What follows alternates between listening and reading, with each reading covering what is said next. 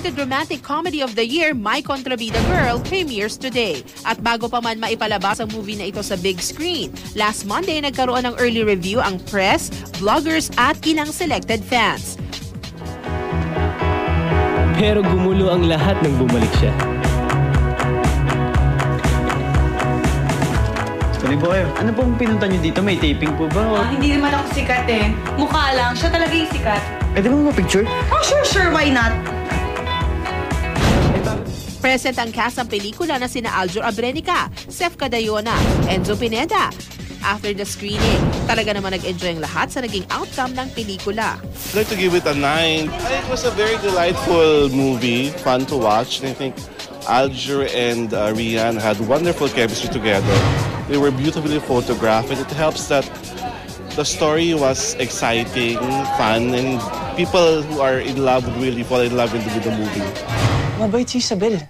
Kontrabida ka mo. Kakaibang tema ng pelikula na isang klaseng comedy movie. Sana kumita kasi ito yung kailangan natin para at least mabago naman. Sa PCSO kalumuhod dahil hindi ako charitable institution.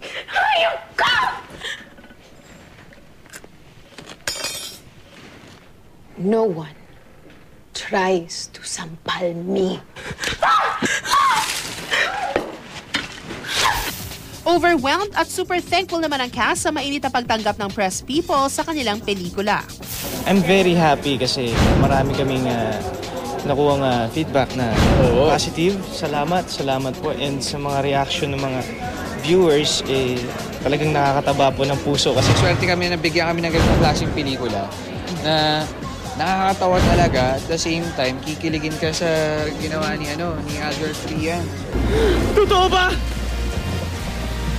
Na kaya ka bumalik dito ay para sirain ang buhay ko?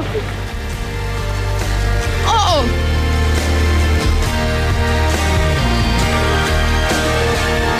Ang aking puso ay nangangakong di ka pababayaan.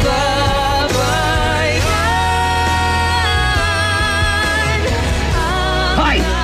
Tunay na kontrabida, ha? Hindi ito marunong maawa.